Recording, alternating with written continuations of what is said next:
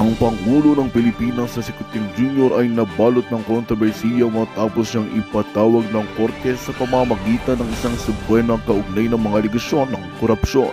Ayon sa mga ulat, ang subwena ay nagugat mula sa mga paratang na nag-aakusa sa Pangulo ng pagtanggap ng malaking halaga ng pera mula sa mga hindi kilalang negosyante kapalit ng mga pabor sa gobyerno. Ang mga akusasyong ito ay nagpapalala sa lumalalang imahe ng administrasyon ni Kuting Jr. na dati nang binabatikos dahil sa umano'y maluhong pamumuhay at hindi makatwirang paggastos ng pondo ng bayan. Dahil sa subwena, lumutang ang mga tanong ukol sa magiging kapalaran ng Pangulo sakaling mapatunayang totoong mga paratang laban sa kaniya. Ayon sa mga eksperto, may mga posibilidad na maharap siya sa mabigat na parusa kabilang ang pagkakatanggal sa pwesto o pagsasampa ng kasong kriminal. Ngunit sa kabila ng mga banta, mariin namang itinanggi ni Kuting Jr. ang mga aligasyon at iginiit na isa lamang itong hakbang ng kanyang mga kalaban sa politika upang sirain ang kanyang reputasyon. Sa gitna ng mga kontrobersiyang ito, nananatiling bantay sarado ang mga mamamayan sa magiging aksyon ng pamahalaan at ng mga otoridad.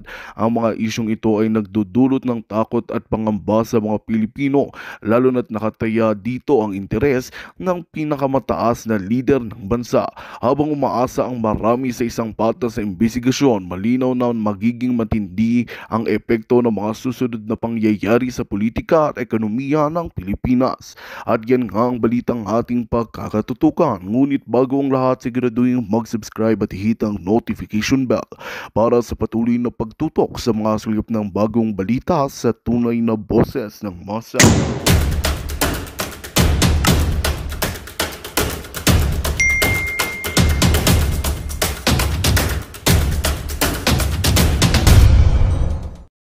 Ginagawa ng mga Marcos sobra tapat ng kalusin. Kaya nga sinasabi ko sa inyo, first time in my channel, in my vlog na lumabas yung picture na yan.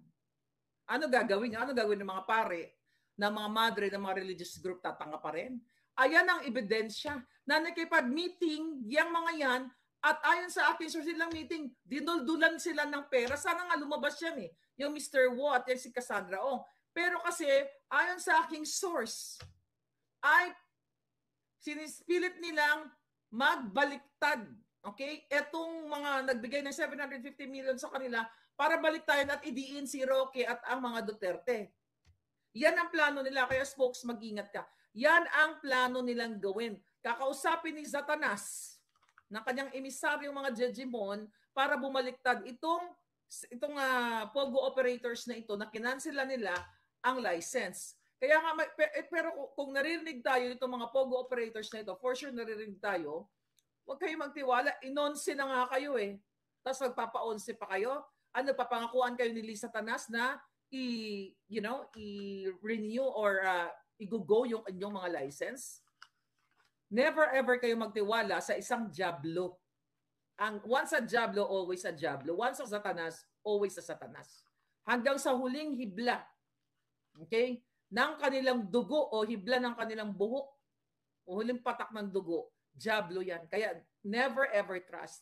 Kaya sila ganyan, dinidiin ang mga Duterte, hinaharas, magpapatakas ng mga preso o ng preso, di ba? Natakot naman sa lie detector. Kita mo, walang pinagkaiba-kaiba ng junior yan. To cover up, mga kababayan, again, to cover up this result. Okay? Yung authenticated na si Bangag ay Singhotero, na si Bangag ay Addictus Benedictus. Ito, ang forensic analysis na hindi kayang gawin ng NBI, na hindi kayang gawin ng DILG, at ang kaya lang nilang gawin ay tenga-tengang mga hangag, mga baghak, mga dugyots.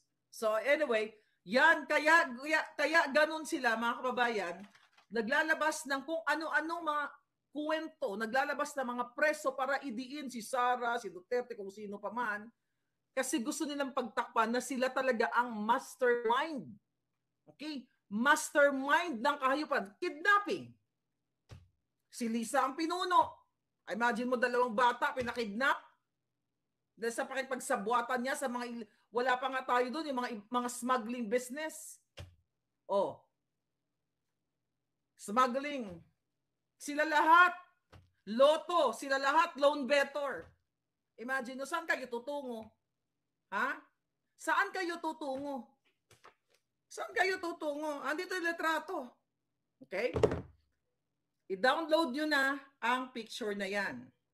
Andiyan sa Buljakan at ipakalat nyo na siya ang reyna ng Pogo. Siya at kanyang asawa na tumatanggap ng bilyon-bilyon. Hindi pa sila, di ba, remember I told you na sabi ni Lisa Tanas na whatever happened, kapag natalo daw sila sa eleksyon, okay na sila sa campaign funds na dinonate sa kanila. Imagine mo, hindi sila nakontento.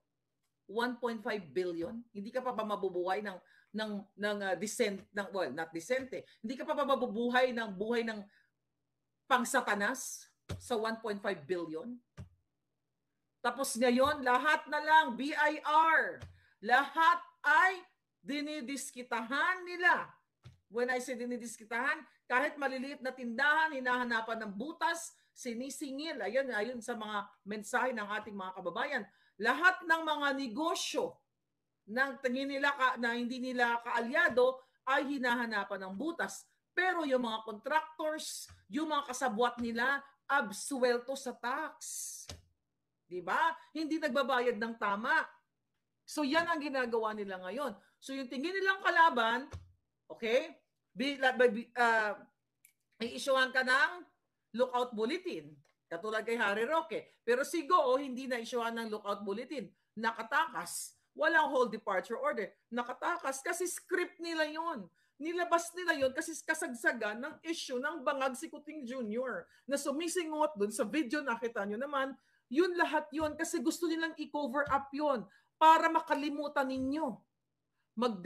Maghahanap sila ng ibang tao na sisisihin pero sila ang puno at dulo ng sindikato. Imagine mo, lahat ng anak niya, ayon sa sabi nga ni Cathy Binag, 2 sa anak niya, pero yung isa sa anak niya, may nagsabi sa akin na dati din lang kaalyado, ay addictus benedictus. Tax-free kapag kanilang kaalyado, sabi ni Jarrell de la Cruz. Exactly. Imagine mo, addictus benedictus, like 45.5% ng gabinete ay sumisingot ng polboron. Kaya they don't care about you, mga palangga. Wala silang pakialam. Uubusin nila ang kaban ng bayan. 50%. Paglabas pa lang ng budget, 50%. 50% ang kubra nila. Kaya walang matinong mga infrastructures. Saan ang infrastructures na pinatayo? Di ba ang sabi, build better more? Gustong sundin yung continuity, yung build ni Pangulong Duterte. Nasaan ang pinaka-visible na pinatayo ng mga buwakan ng GNMS na yan? Diba? Doon na lang sa flood control. Nakitang-kita na ginago kayo ni Bangag Jr. na ayaw niyang pag-usapan after sa ma-fact check ng kalikasan. That's more than 1 billion a month. 1 billion a month ang ginastos ninyo dyan ng taong bayan na ayan ang kapalit ay lubog sa kamatayan ng inyong mga mahal sa buhay. 1 billion din si Sara Duterte. Talagang pinagkakaisahan ng mga legislators doon sa 125 million pesos na 11 days daw ginastos, which is true na ginastos 11 million, but that is legit. Pero yung 1 billion na everyday dito sa ginastos sa flood, sa flood control, ayaw pag-usapan ng mga jutang GNMS na legislators. Ang smuggling na sangkot si Michael Ma, na yan again, Nika Report, ni Clarita Carlos, kasabwat si Martin Romualdez, ayaw nilang pag-usapan. Yung in-expose nating 3 billion a month na dinideposito dyan sa Forbes Park at sa Alabang, ayon sa ating source, nakubra nila sa Bureau of Customs, ayaw nilang pag-usapan. Yung alitagtag na 1.8 tons na illegal na asin, bumaba sa from 1.8, 1.4, naging 1.2, paiba-iba ng figure, ayaw nilang pag-usapan. Pero tignan nyo ang target. 125 million, Inday Sara, payat yan, barya yan. At yan hindi ninakaw. 125 million pesos. Compared to 1 billion a month. Yung 125 million, sabi ko nga, barya lang. Yung 3 billion a month o mahigit pa dyan sa Bureau of Customs na magkakasabwat sila lahat na ang pera, cash, ay tinatago doon sa Forbes Park. Okay? Hindi sila nabubusog, mga kababayan. Walang kabusugan to mga hayop na to. Can you believe that? Ngayon, ano gagawin nyo? Wala, wag kayong kumilos. Hanggang sa, tumulo na yung mga dugo nyo dyan dahil sa taas ng krimen sa ating bayan. Huwag kayong gumalaw hanggat sa yung anak nyo o yung kapatid nyo, yung inyong pamilya ay hindi maging biktima. Huwag kayong kumilos. Huwag kayong gumalaw. Just enjoy the pulboronic government. Diba? Enjoy nyo lang ang pulboronic government. Huwag kayong gumalaw dahil sa kabila ng, sabi ko nga kahapon sa inyo, ayon sa ating source yung magtsuhin na si Adrian Bersamin, okay?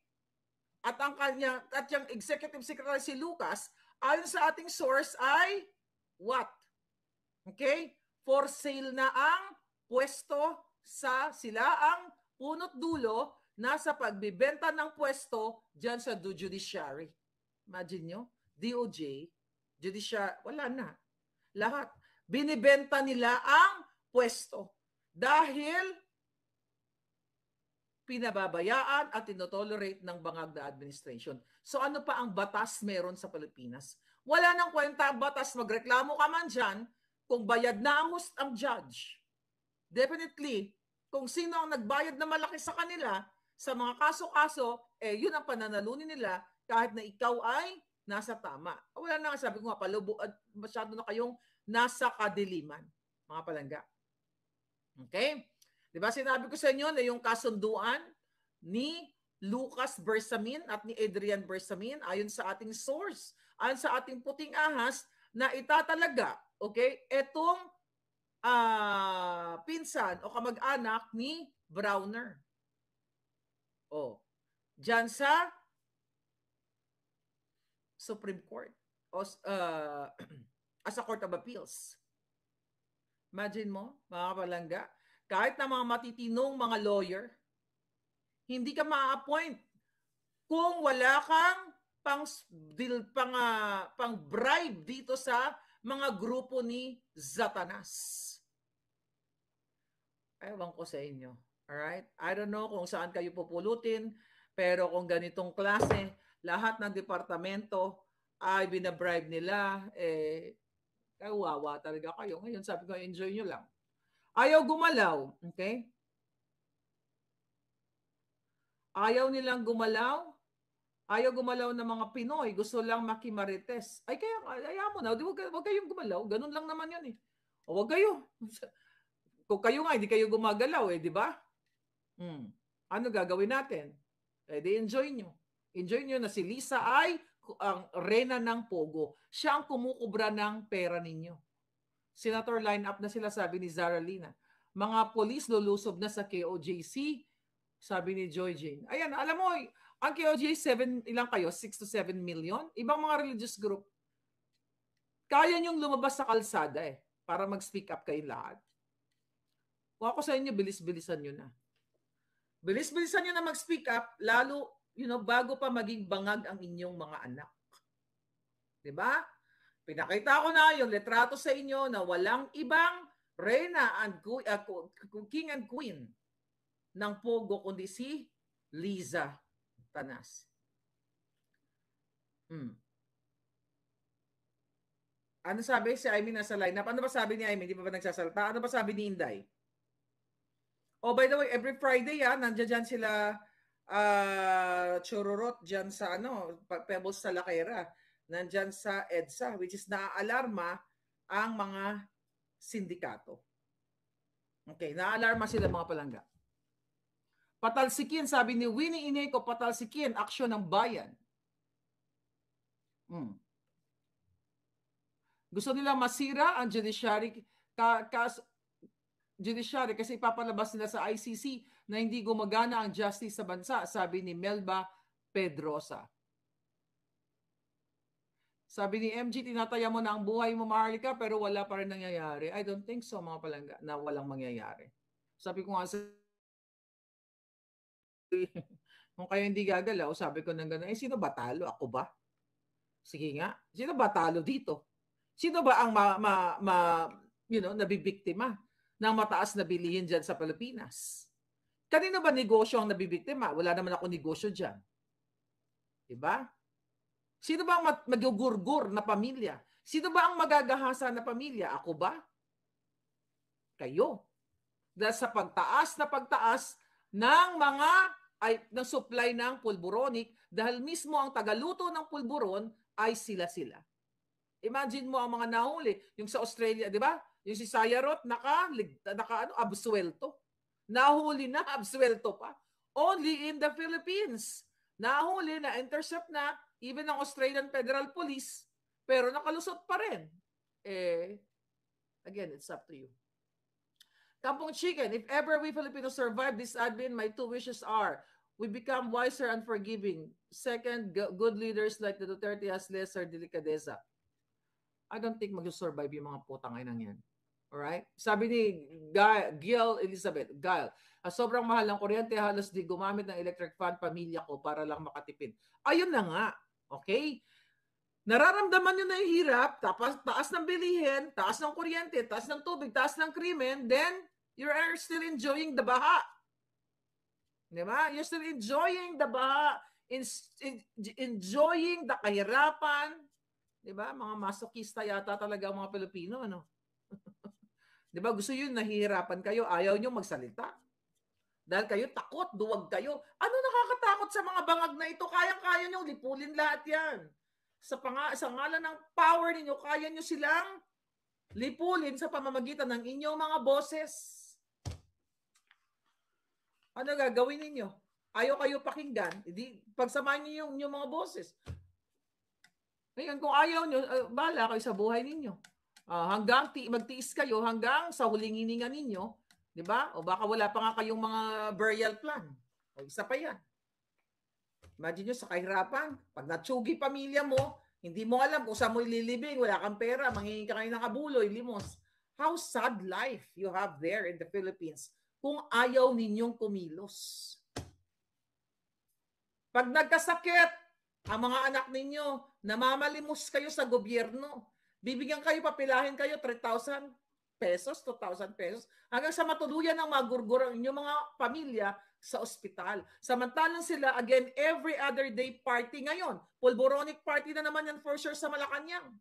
Magsiswing na naman yan, magchuchaka na naman yan sila kapag nag-high na sila. Magpapalitan na sila mga maanto, mga makukyoho.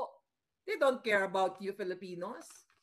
Kasi kung merong pagmamahal ang gobyernong ito, hindi ganyan ang status ninyo. Hindi sana ganon na may mga namatay dyan sa flood na yan, sa bagyo na yan. Hindi sana bumahan ng ganyan kung yung 1 trillion na budget ay inilaan dyan. Pero ang pinagkabahala ng gobyernong ito, paano gipitin ang kritiko, paano mag-fabricate ng crime, paano targetin katulad ni, yung pinakauna nilang tinarget si DJ Bantag, na pinagbibintangan na ang gumurgor, di ba? Ang mastermind ng paggurgor kay Percy Lapid si DJ Bantag. Sino ngayon ang nakikita niyong pwedeng gumurgor? Gobyerno. Dahil again, ulit-ulitin natin, pinagugurgor nila yung sinasabi nilang kasabwat na pinaktakas nila from the preso. Dahil si Percy Lapid, ulit-ulitin ko, number 1 na nag-criticize at unang naglabas ng issue na si Lisa Tanas, ang mga Araneta, ang bangag na gobyernong ito, ang mastermind ng smuggling. Ulit-ulitin ko, panahon, kung gusto ipagurgor ni Duterte yan o ni DJ Bantag, noon pa panahon nila. Pero only after 3 months nang naupo si Bangag Jr., ginurgor na nila si Percy Lapid. Tapos ibibintang sa mga Duterte. Yan ang gagawin nila eh. Yan ang gagawin nila mga palangga. Ipagbintang. O nangyari kay Tevez. Diba? May ginurgor. Siya rin ang pinagbintangan. Tapos si Marcos Jr. pumunta ka agad doon. Diba? Comfort itong asawa ng mayor na yon. O. Lahat ng kanilang kritiko o hindi umaayon sa kanila, pagbibintangan nila. Kung nandyan ako, baka may ginurgor sila, ibintang sa akin, ako yung gumurgor. Diba? Ganito po kabangag ang gobyerno ninyo. Kaya you have to get out, get up, and speak up. Bago pa mahuli ang lahat, dahil si Lisa Tanas, si Marcos Jr., ang queen and king ng Pogo. Walang iba, andyan ang litrato, ipakalat nyo na. Bago pa kayo magurgur lahat, kailangan nyo nang lumabas sa inyong mga bahay dahil sobra na ang ginagawa ng mga ito at talagang matatapos ang inyong buhay. Hi, Miss Cathy. Okay, actually meron tayong my God. Okay? Siguro mamaya o bukas may nag-send sa atin, hindi pa natin na-review. Yung mga AX na yan, DPWH, actually lahat-lahat na ito lahat ng ahensya ng gobyerno. Meron silang mga peking benepisyaryo. Ito pa ginagawa nila diyan sa DSWD. You know, magkukuha sila ng mga iba't ibang grupo sa isang probinsya o isang lugar. Kunyari ito si Organization 1, 2, 3, 4, 5. But let's do that yung more detalyado sa susunod natin na vlog. Si Organization 1, 2, 3, 4, 5. Alam mo bang ginagawa ng DSWD ayon sa ating report informant? Magkuntsaba sila ng mga organizations 1, 2, 3, 4, 5, barangay 1, 2, 3, 4, 5. So magki-claim. Kunyari 5,000 per person. Pero nakita nyo na yun Pero ito iba to. Ibang strategy nila at may gumagamit sila ng mga organization. Kukunin ng organization 2,000, di ba? 2,000 membership for that particular organization. Then another 2,000 kay ganito. Then 1,000 na lang ang binibigay dito sa nag-claim. Parang yun yung pampalubag loob. Okay? Doon sa nag-claim na yun, na organization na yun. Lahat na lang sinisindikato nila. Wala pa yung mga scammer na designers. Okay? Na nakikinabang sa mga proyekto. Kaya nga dapat, etong mga contractors dyan, yan ang tinututukan ng mga legislators. But again, mapapagod lang yung bunganga ko na magsasabi na imbestigahan kasi hindi nila gagawin. Yung pagiging addictus benedictus, pagiging bangag na ni Marcos Jr., yung simpleng hair follicle test, hair follicle pulboronic test, ayaw nilang imbestigahan, ayaw nilang i-push. Diba? Pinagtatanggol pa nila na ito daw ay politika. Lahat yun. Diba? Lahat ng appointee man yan o elected, yung bill na yon o yung panawagan na o panukala na yon dapat mag-undergo. Pero bakit pinagtatanggol ng mga legislators, ng mga taksila sa bayan, si Bangag Jr.? Okay? Alam nilang bangag si Junior. Kaso lang, gusto nilang manatili kasi kasabwat sila Imagine mo, kumikita ka ng 50% out of the budget. Kahit pakainin ka ni Lisa ng kipay niya, lulunukin mo. Diba? Lulunukin ng mga buwaka ng inang to. So, yaan ang sitwasyon nyo ngayon. Isang madilim, kadiliman, pero at least mayroon tayong regalong birthday kay Satanas. Yung letrato na yan, hindi yan magsisinungaling na silang mag-asawa ay kausap nila, kasabwat, since 2016, dumaan sa law office ni Satanas yung mga Chinese businessman na yan. Kaya again, kung meron tayong matinong mga legislators o legislators talaga, huli lahat yung mga yan. Dahil dokumentado yan, unless na sinunog, pero for sure, yung mga Chinese na yan, meron na silang personal copy nila na dokumento.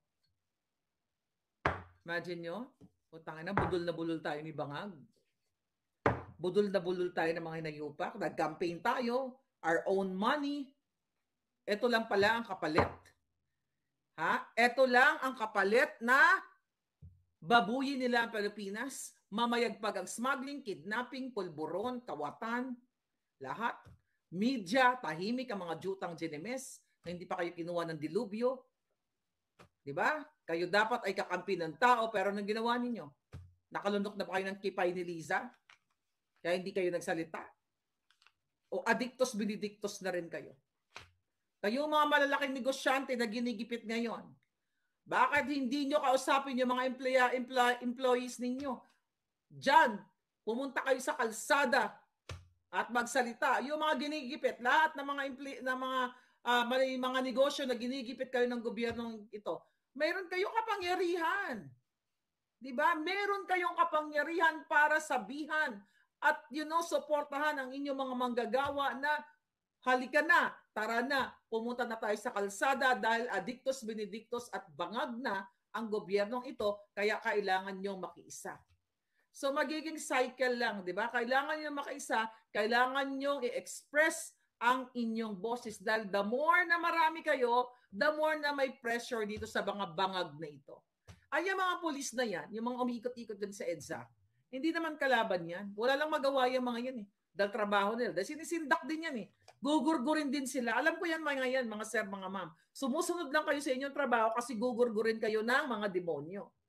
Katulad ng paggurgur sa PSG, ayon sa ating source, na kunwari, pinalabas na aksidente. Yung pala, nagurgur kasi natakot si Satanas na mag-spluk. Pero nalaman na rin natin dahil itong certain PSG na ito ay nahuli na nakipag-chok-chok chemis si Satanas sa isang PSG nung siya ay bangag na bangag sa ipinagbabawal na pulburon. My God, nakaka-proud, di ba? Nakaka-proud na meron kayong first ahas at saka bangag. Imagine nyo, chok-chakera. Di ba? Swinger. They don't care. Polboronic, pusher. Lahat na, name it. Lahat na. My God, I don't know kung hanggang ano kayo. Ano sabi? Sabi ni Melchor. Oh, ito, madagdag ko nga pala. Ito, katitext lang. Dali lang.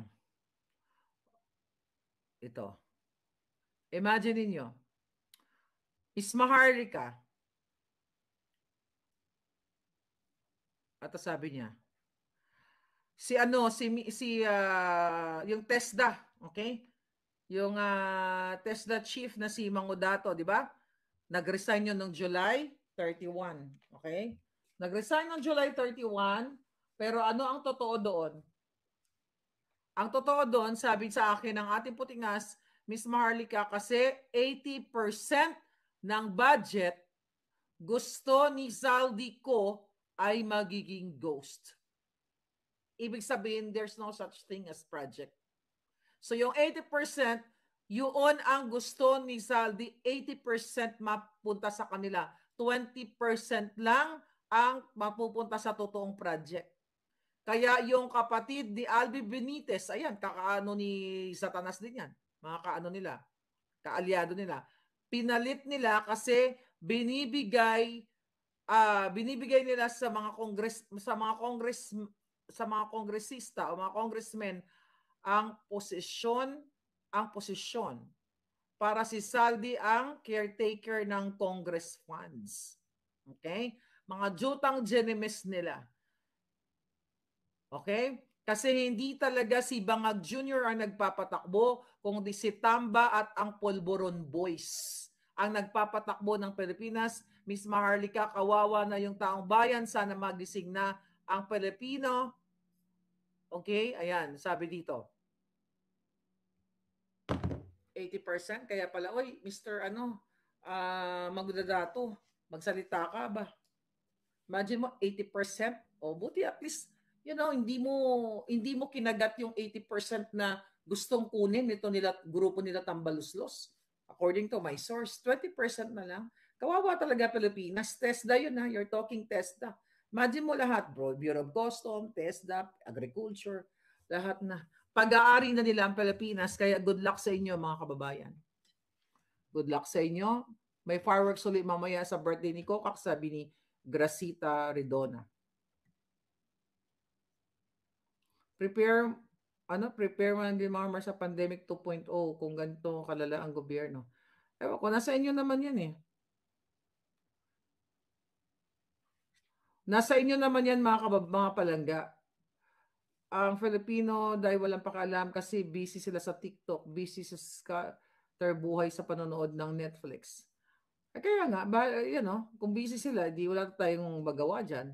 Kaya sabi ko, wag yun antayin nyo na may mangyari sa mga pamilya ninyo o magutom na kayo, magkakainan na kayo, di ba? Laman sa laman, dugo sa dugo, wala na kayong malamon. Dahil sa lahat napunta na sa mga buhaya. Then again, it's your life. It's not my life. It's your life. Si Bangag at si Satanas, buhay na sinusunog pa sa Gimpierno. Sabi ni Michael Cordobes. Sabi ni Chini, grabe mag-party ang mga Bangag. Bangag resign, sabi ni Marga M. Okay, tingnan natin. Anyway, sa lahat ng mga kapapasok lang, ay download nyo po yung picture na pinakita ko kanina nasa Facebook, nasa Boljakan. Arcelia Zinia, Solid Maharlika, ako, Lisa for expert sa lahat ng katiwalian. Okay, si Kampong ang mga duwag ay mamamatay sa kaapihan at gutom. Dodong Ninoy Channel, thank you. Yeah. Kung hindi kayo magtatapang-tapanga, hindi kayo magiging matapang at makontento kayo dito sa mga Bangag na. Alam mo kaya sila nagkakaganyan? Kasi hindi kayo ma-action. Kasi takot kayo. Gusto nyo bang sabihin ko kayo? Kayo. Maliban sa mga pratapang. Alam niyo kung bakit kayo ginaganyan? Kasi mga duwag kayo. Wala kayong balls.